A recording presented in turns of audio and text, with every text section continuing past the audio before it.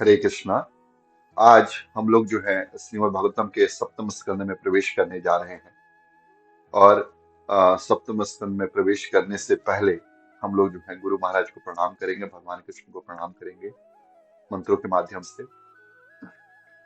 ओम अज्ञानतिमिरन्धस्य ज्ञानाञ्जनशलाकाय चक्षुन्मिलितं येन तस्मै श्रीगुरुवे नमः।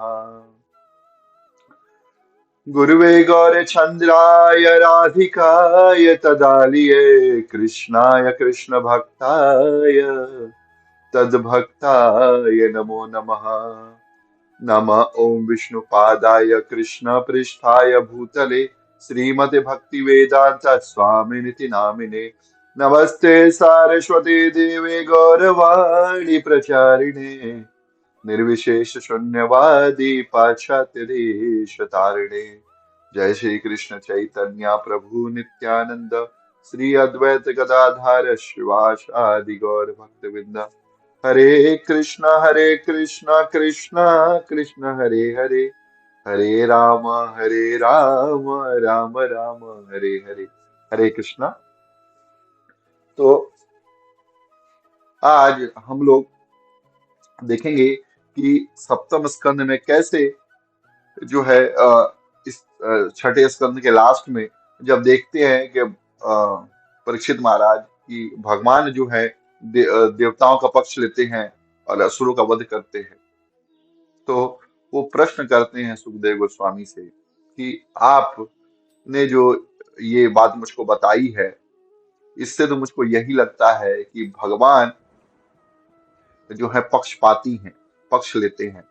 तब सुखदेव गोस्वामी जो है उनको एक कथा सुनाते हैं, अ, जो उनके दादाजी की कथा थी, जिसमें परीक्षित महाराज को ये बताया जाता है कि उनके दादा युधिष्ठिर महाराज ने ये प्रश्न जो है भगवान के सामने नारद जी से किया था, नारद मुनि से किया था। और नारद मुनि उसको जो है हिरण्यकश्यपु और हिरण्याक्ष उसकी लीला कथा सुनाते हैं, जो अभी आज हम लोग प्रहलाद क्षेत्र देखने वाले हैं। अरथ कथा सुनाते हैं और किस तरीके से भगवान जो है हमेशा जो उनके परायण रहते हैं, उनकी रक्षा करते हैं, और वो असुरों में और देवताओं में भेद नहीं करते। भगवान तो हमेशा सद्भाव से हैं।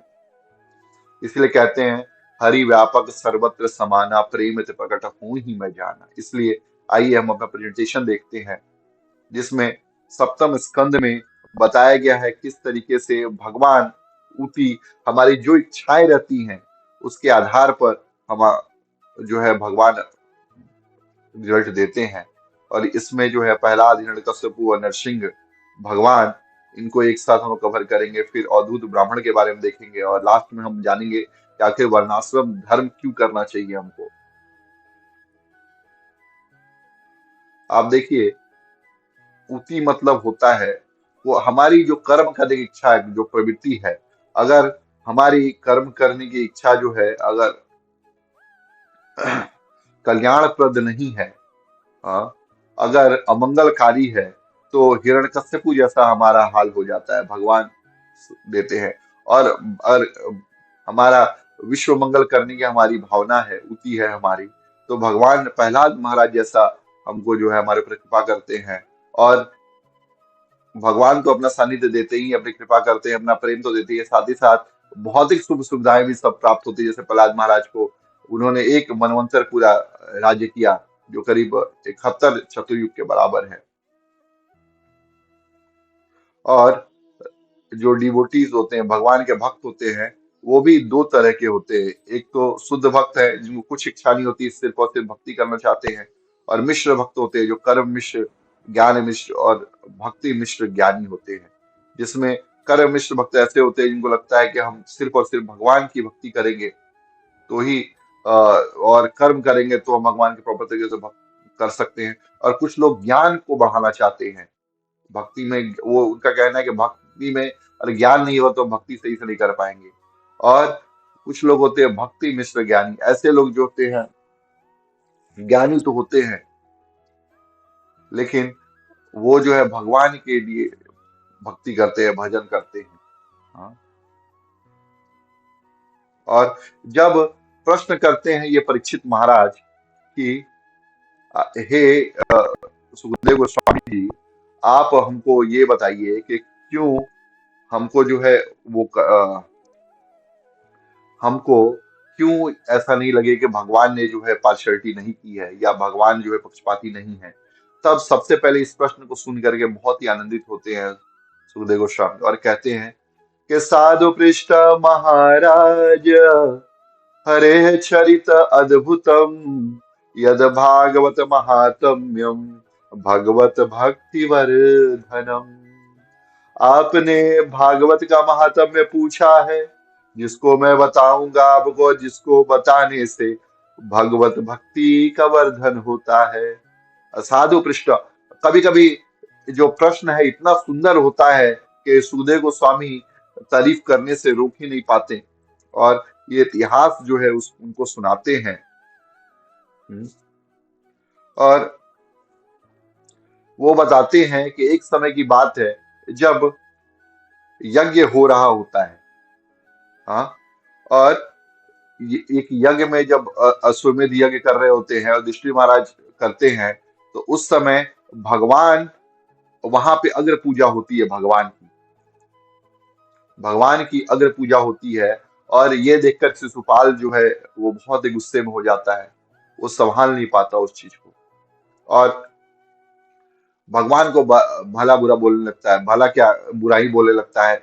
एक्चुअली जब से वो तोतला करके, जो पैदा हुआ तोतला के बोलता था, फिर भी भगवान की बुराइयां करता था। और भगवान कृष्ण ने बोला था, वो क्योंकि बुआ के पुत्र थे भगवान के, तो इसलिए बुआ को भगवान कृष्ण ने वचन दिया था कि बुआ, अगर ये 100 गलती एक साथ कर देगा लगातार, तो मैं इसका वध कर दूंगा, 100 गलती तक मैं इसको क्षमा कर दूंगा। और भगवान कृष्ण जो है ये वचन को निभाते हुए चुपचाप रहते हैं और गाली सुनते रहते हैं। जैसे 99 गाली होती है, भगवान बोलते हैं सावधान शिशुपाल, अब एक गाली भी ज्यादा बकी तो तुम्हारा वध निश्चित है। लेकिन शिशुपाल मानता नहीं और शिशुपाल जो है इनका जो है भगवान कृष्ण जो है उनका अपमान करते रहता है और भगवान चक्र से उसका गला काटते हैं। और चक्र से जब गला काटते हैं, उसके अंदर से जो आत्मा निकलती है और भगवान को 3 बार प्रदक्षिणा करती है और जा करके उनके चरणों में जो है समाहित हो जाती है। और ये देख करके युधिष्ठिर महाराज को बड़ा आश्चर्य आता है कि भगवान जो है किस तरीके से जो है रिस्पेक्ट करते हैं या किस तरीके से कृपा करते हैं। तब वहां पे नारद मुनि उनको बताते हैं कि आप देखिए, भगवान जैसा भाव है, ये यथा मां प्रबद्धन्ते तां तथैव भजाम्य, हम जिस प्रकार का भाव होता है भगवान उस भाव को रेसिप्रोकेट करते हैं। भगवान को अगर हम शत्रु समझते हैं, भगवान हमको शत्रुवत व्यवहार करते हैं। भगवान को मित्र समझते हैं, भगवान मित्रवत व्यवहार करते हैं। भगवान को हम अपना प्रेमी समझते हैं, भगवान प्रेमी जैसा व्यवहार करते हैं। भगवान को हम माता पिता समझते हैं, भगवान माता पिता जैसे व्यवहार करते हैं। भगवान को भाई समझते हैं, बंधु सखा समझते हैं, भगवान वैसा ही व्यवहार करते हैं। और भगवान के व्यवहार में और जो है कभी इस तरीके का अंतर नहीं आता। और तो और ये जो शिशुपाल था, ये भगवान से द्वेष भाव में लगा हुआ था। और वो बताते हैं, श्लोक में बताते हैं कि तस्माद् वैरानुबंधेन निर्वैरेण भयेन वा स्नेहात् कामेन वा युञ्जात् कथन छिन्न निक्षते पृथक। अगर वैर हो भगवान के लिए, आ, और या निर्वैर हो, प्रेम हो उनसे, भय हो भगवान के लिए, काम हो, द्वेष हो, या उनसे कुछ संबंध हम स्थापित करें या भक्ति भाव से करें, किंतु भगवान में हमारी मति अगर लगी रहती है तो हमारा उद्धार जो है निश्चित है, जैसे शिशुपाल का उद्धार हुआ। और भगवान कृपा करते हैं, भगवान भावग्राही जनार्दन है, वो भाव में भेद नहीं करते। कैसा ही भाव हो, अगर भगवान में लगा है तो कल्याणकारी है। जैसे अग्नि में कुछ भी चीज डाला जाए, अग्नि का स्वभाव उसको जलाना, वो जलाएगी ही। उसी प्रकार से जो है भगवान का स्वभाव है शुद्ध कर देना। भगवान जो है अपाप विद्धम है, उनको पाप छू भी नहीं सकता, विशुद्धम। और बहुत विशुद्ध हैं, दुर्बोधम, उनको कोई आसानी से नहीं जान सकता, बहुत कठिनता होती है जानने में। लेकिन भक्त्या माम अभिजानति, भगवान को जो है भक्ति के द्वारा, प्रेम के द्वारा, प्रेम भाव के द्वारा समझ सकते हैं। और तब ये बताते हैं नारद मुनि पहले लाइफ में कैसे जो है शिशुपाल और दंतवक्र कैसे भगवान के इस जीवन से जुड़े हुए हैं। तब बताते हैं कि एक बार की बात है, जब चतुष्कुमार जब बैकुंठ में गए थे, और वहां उनको जब जय विजय ने प्रवेश नहीं करने दिया, तब जय विजय को श्राप दे दिया चतुष्कुमारों ने, क्योंकि चतुष्कुमार बिना कपड़े के थे, छोटे बालक थे, और जय विजय ने इसके कारण उनको प्रवेश नहीं कर दिया बैकुंठ में। तब उनको श्राप दिया गया कि तुम जो है 3 योनियों में जो है राक्षस बनोगे। और जब तुम राक्षस बनोगे, और आप ये देखिए कि कौन से 3 योनियां हैं। सबसे पहला योन जो है हिरण्यकश्यपु और हिरण्याक्ष के रूप में। हाँ। और दूसरा है रावण और कुंभकर्ण के रूप में, इसमें भगवान वध करते हैं। और तीसरा जो है दंतावक्र और शिशुपाल के रूप में भगवान इन 3 प्रकार से जो है करते हैं। और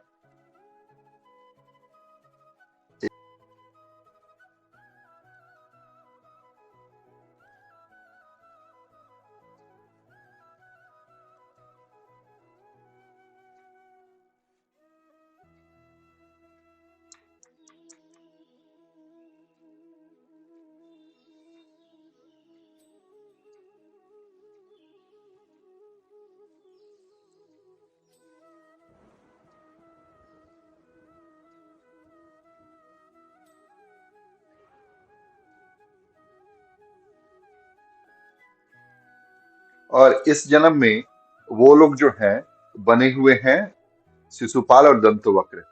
ऐसे करके जय विजय के बारे में जो है नारद मुनि बताते हैं उनको।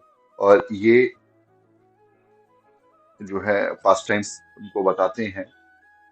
और इसके बाद हम लोग देखेंगे कि जब हमको पता चल गया कि जय विजय जो है वही ये बन करके आए हुए हैं। और आने के बाद एक सेकंड रुकिएगा।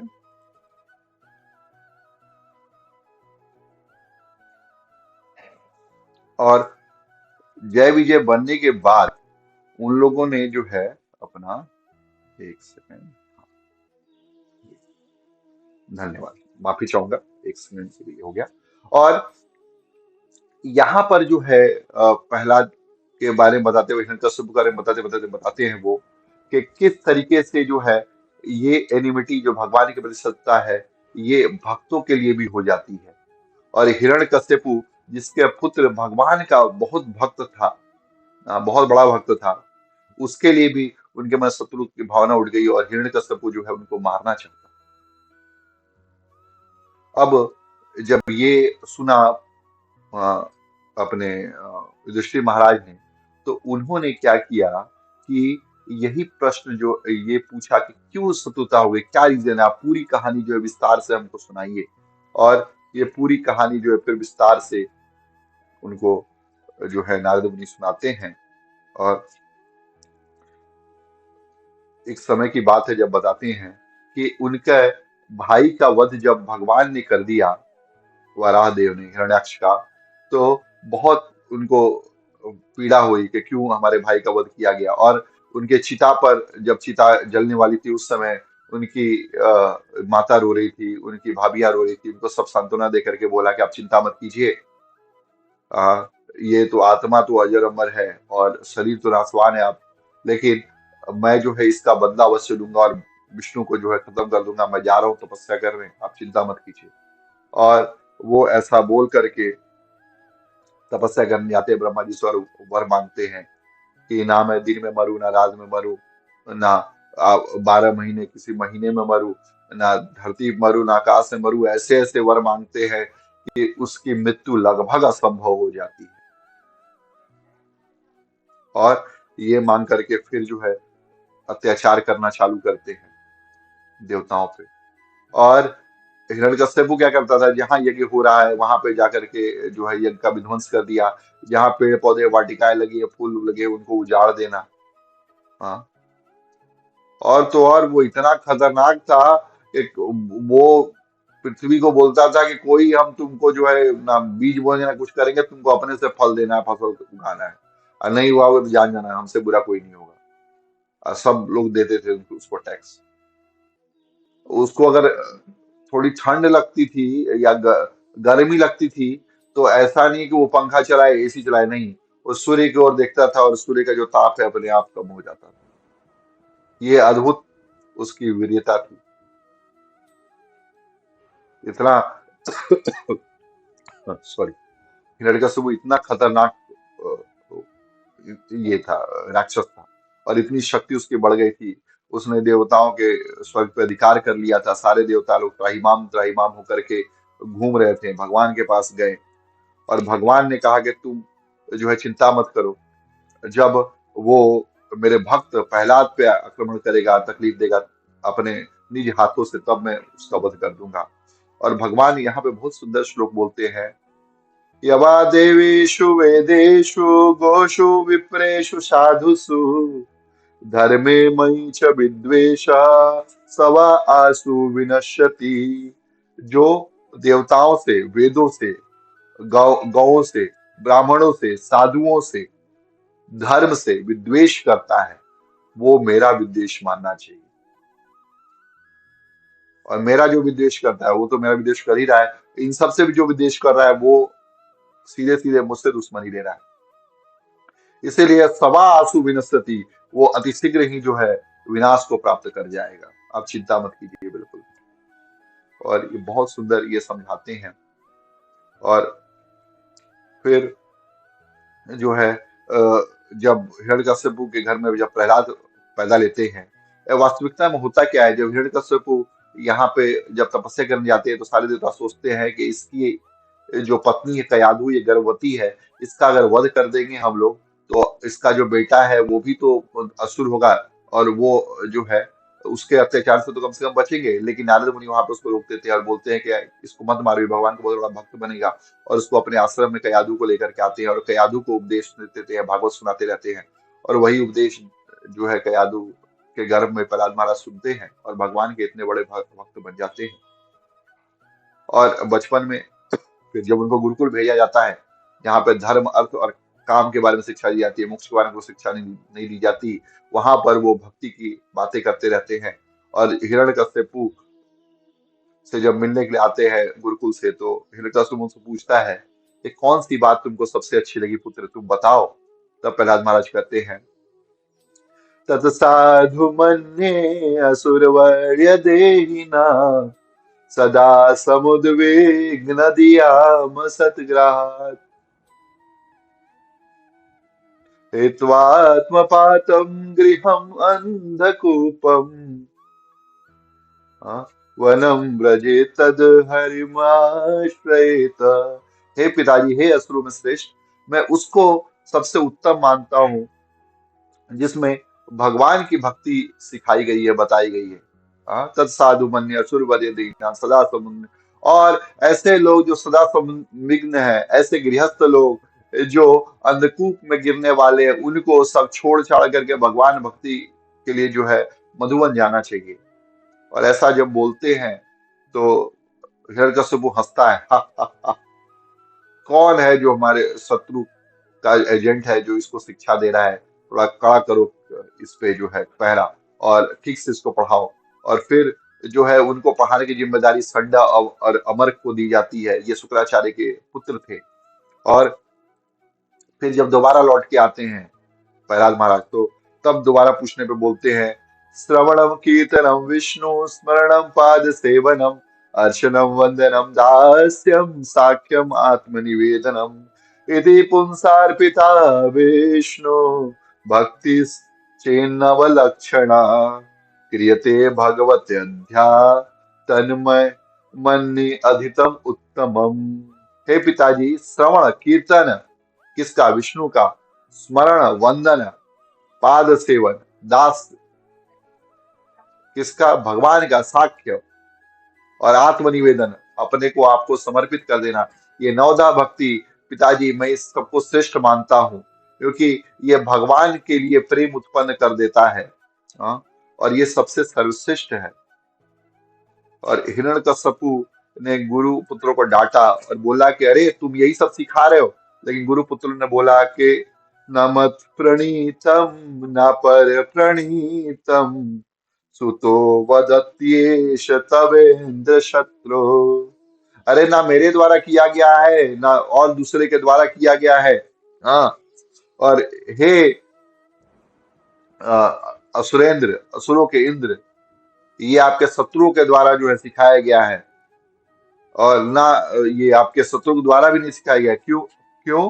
क्योंकि नैसर्गिकीयं मतिरस्य राजन् नियच्छमन्यो कददास्म मानः। ये नैसर्गिकीय भक्ति है, निसर्ग रूप से चली आ रही है, अबाध रूप से चली आ रही है। हाँ। और हमने कभी भी इसको नहीं सिखाया। तब हिरण्यकश्यपु पूछते हैं कि तुमको जो है किसने सिखाया, कौन तुमको बुद्धि दे रहा है, बताओ। तब प्रहलाद महाराज बोलते हैं मति न कृष्णे परतो सतो वा मिथो विपद्येत गृहवतानाम अदांत गोभिर विभस्ताम तमिश्रम पुनः चर्वित चर्वनाम। हे पिताजी, भगवान कृष्ण के पति ना अब जो है दूसरे के द्वारा होती है ना स्वयं के प्रयास से होती है। ये तो भगवान की कृपा से ही हो पाती है, भगवान ही देते हैं इस मति को। और ऐसे व्यक्ति जिनकी इंद्रियां अपने वश में नहीं है, हाँ, और एक ही चीज को चबाए हुए चीजों को बार बार चबाते रहते हैं, पुनः पुनः चर्वित चरवरा नाम, ऐसे लोगों को प्राप्त नहीं होती। और नते विदु स्वार्थ गति में विष्णु, वो नहीं समझ पाते पिताजी तो उनकी वास्तविक गति भगवान विष्णु भगवान कृष्ण की सेवा है। दुराशया बहिर्थ मानिना, और जो दुराशय जो दुख देने वाली चीजें हैं, बहिर्थ की चीजें हैं, स्वार्थ की चीज नहीं है, उसको जो है अपना मानते हैं। अंधा यथा अंधे पुण्यमान, और जिस प्रकार अंधा अंधे को फॉलो करता है, अंधे के पीछे भागता है और दोनों जो है कुएं में गिरते हैं, अ, उसी तरीके से जो जीव भी जो है दूसरे को देख करके कि अरे ये व्यक्ति जो है कार खरीद लिया, ये व्यक्ति जो है घर खरीद लिया, अरे ये व्यक्ति जो है बहुत बढ़िया कपड़ा पहन लिया, ऐसा करके उसके पीछे जाते रहते हैं। लेकिन यह प्रयास जो है भगवान जो है विफल करते हैं। और ये प्रयास जो है हम लोग अगर करते हैं, उसका जो अंतिम परिणाम होता है वो विफलता ही होती है। और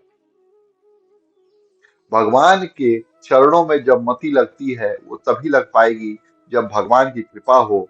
और भगवान के भक्तों के चरण रज मही यशाम, हाँ, पाद रजोभिषेकम, जो महान भक्त है भगवान के, उनके पद रज से जब हम अभिषेक उनके सिर पे लेते हैं, उससे जो है हमको जो है भक्ति प्राप्त होगी। और ऐसा सुनते ही बहुत क्रोधित होते हैं हिरण्यकश्यपु, उनको राक्षसों को बोलते हैं कि इसको जो है भालों से चुभाओ और अनेक तरीकों से इसको मारने का प्रयास करो। और फिर उसको भालों से चुभाते हैं, सूलों से चुभाते हैं, फिर भी नहीं मरते, हाथी के पाँव के नीचे कुचलते हैं, सांप से उसको मरवाने की कोशिश करते हैं, कृत्या जो है छोड़ते हैं उसके ऊपर। और जब कृत्या उसके ऊपर छोड़ते हैं, उसके गुरुपुत्र, स्वयं उसके गुरुपुत्र जो है आकर के कृत्या मार देती है।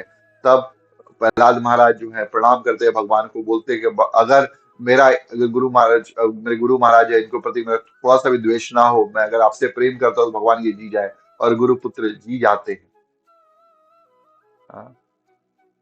एक मैंने मूवी देखी थी हिरण्यकश्यप, ये प्रहलाद चरित्र के ऊपर, उसमें बताते हैं कि एक उनका एक मंत्री था हिरण्यकश्यपु का।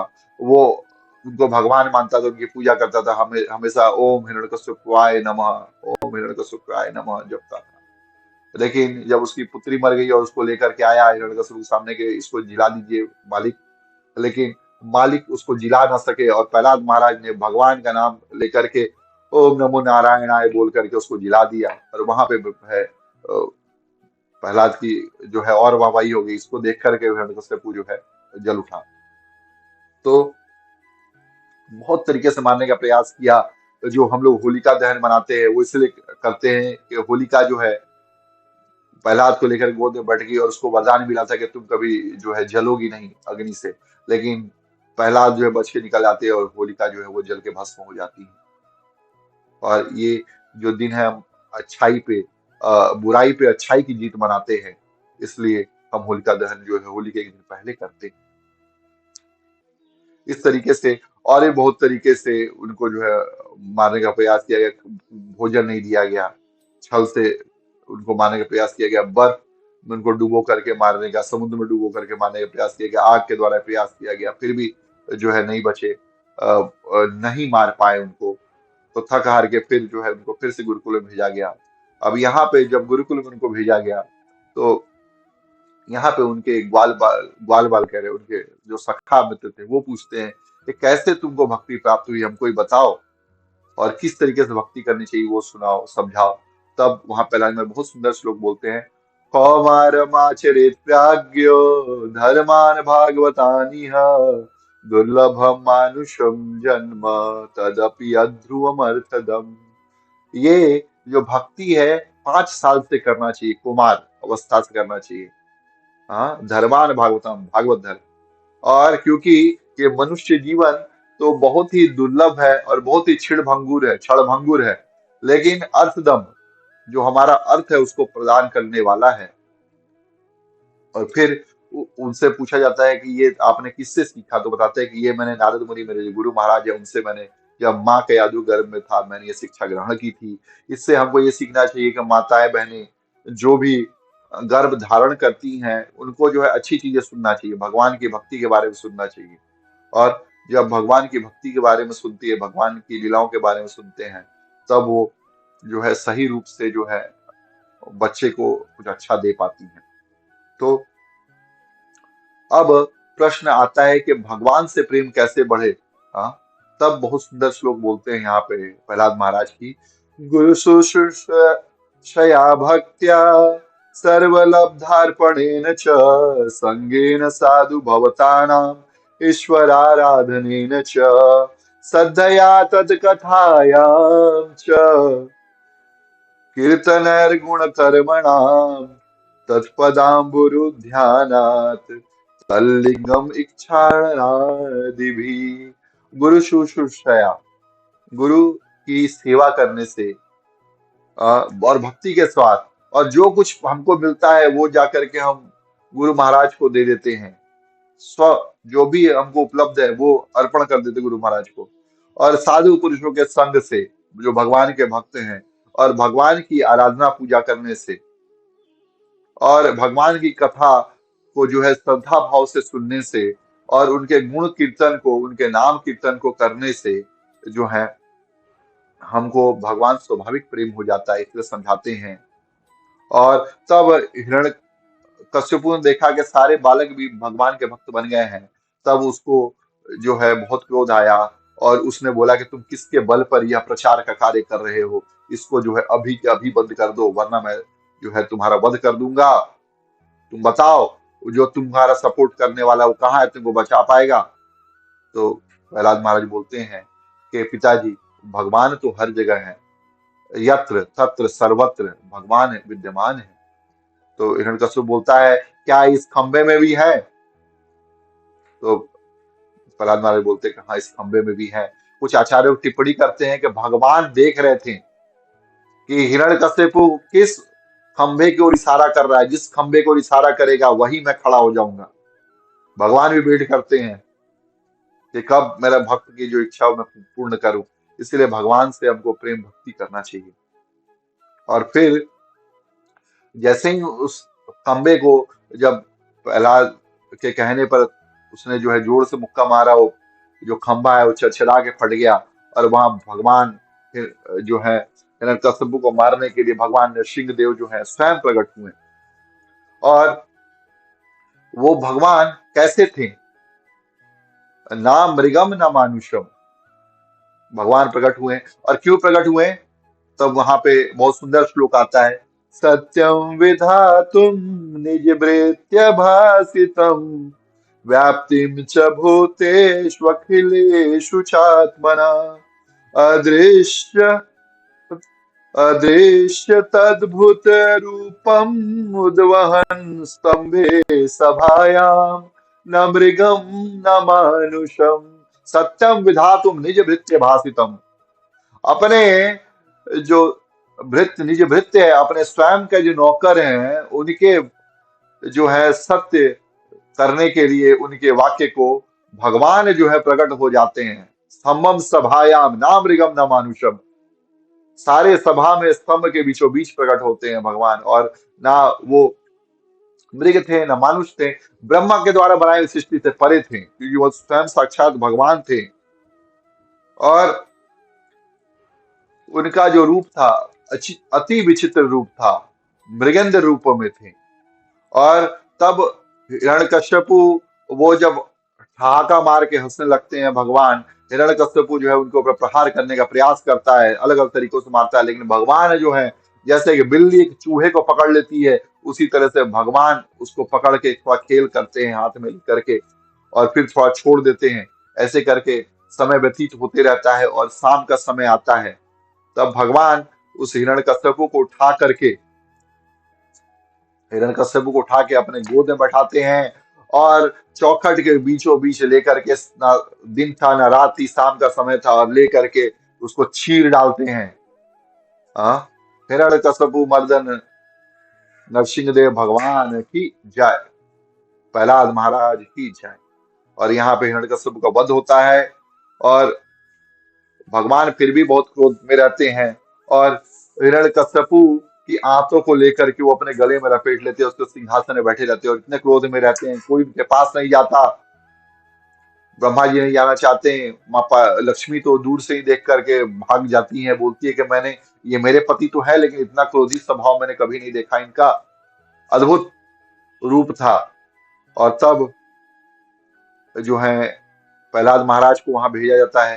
ब्रह्मा जी बोलते हैं प्रहलाद, आपके कारण ही जो है भगवान ने अवतार लिया है, आप जाइए और उनको जो है संतोष प्रदान कीजिए। लेकिन भगवान तो केवल भक्ति से संतुष्ट होते हैं।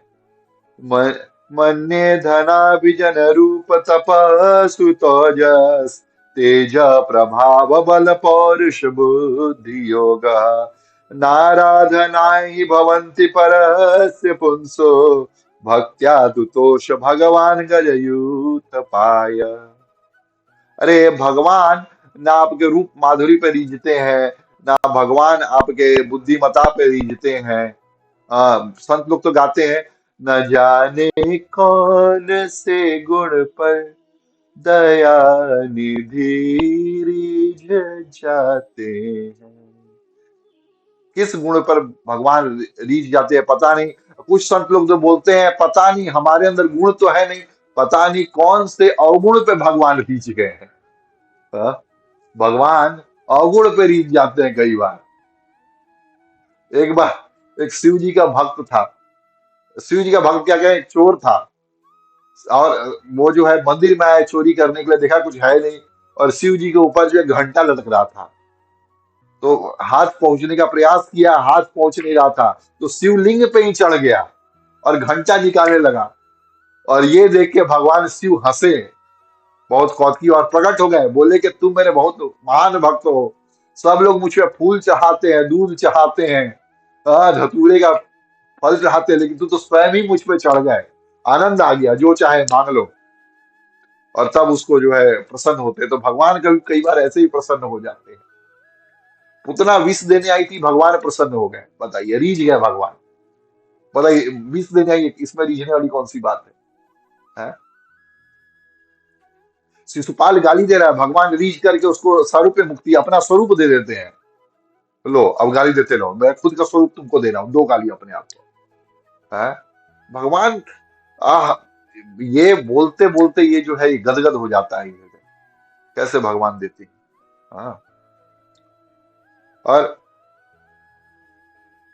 भगवान जो है पाप और पुण्य नहीं देखते, भगवान जो है भाव देखते हैं। और हिरण्यकश्यपु को बोलते हैं प्रहलाद महाराज के, हे भगवान, आप क्यों क्रोध कर रहे हैं? क्योंकि साधु लोग हैं, वो लोग भी जब सांप और बिच्छू मारे जाते हैं तो वो प्रसन्न होते हैं, मोदेत साधुरपि वृश्चिक सर्प हत्या। हाँ, और वृश्चिक और सर्प की हत्या प्रसन्न होते हैं, इसलिए आप भी जो है भगवान प्रसन्न हो। आखिर वो तो मारा गया, और आप जो है कृपा करके जो है ये अपना रूप का त्याग कीजिए, क्योंकि मैं तो भयभीत नहीं हूँ, संसार भयभीत है आपके इस रूप से, लेकिन मैं भयभीत नहीं हूँ, क्योंकि मैं तो आपसे प्रेम करता हूँ भगवान। ये आपका अद्भुत रूप भी करुणा करके हुआ है, ये करुणा स्वरूप है आपका। नृसिंह देव का रूप जो है साधारण रूप नहीं है, करुणा करके भगवान ने अवतार लिया है। करुणा करके जो है भगवान अवतार लेते हैं। और यहाँ पे भगवान की करुणा ऐसी है कि उन्होंने जो है प्रहलाद को देख करके उनकी लाल लाल आंखों में जो है, जो गुस्से के मारे आंखें लाल थी, अब वो करुणा के मारे आंखें लाल हो जाती हैं, और भगवान उनके सर पर हाथ देते हैं। और भगवान से प्रहलाद महाराज कहते हैं कि मैं आपसे भयभीत नहीं हूं, संसार से भयभीत हूं, क्योंकि ये जो संसार है हमेशा ऐसा रहता है कि मुझे जो है आपका विस्मरण हो जाए, आपको भूल जाऊं, ऐसा मैं मुझको भय बना रहता है। और मैं जो है वैतरणी नदी को पार नहीं करना चाहता, लेकिन ये जो लोग हैं, आपसे जो लोग विमुख है, मैं उनका कल्याण चाहता हूँ। नैवो द्विजय पर दुरत्र वैतरण्या तद वीर गायन महामृत मग्न चित्ता। क्यों? क्योंकि मैं आपके वीर की गाथा गा रहा हूँ, वीरता की गाथा गा रहा हूँ, और उसमें महामग्न होकर के मग्न चित्ता हो चुका हूँ। मुझको जो इनका भय नहीं है। हाँ, सोचे तथो विमुख चेतस इंद्रियार्थम, लेकिन मैं ये इनके बारे में सोच सोच के दुखी हो रहा हूँ कि ये जो आपसे विमुख हो चुके हैं, इंद्रियों के पीछे भाग रहे हैं।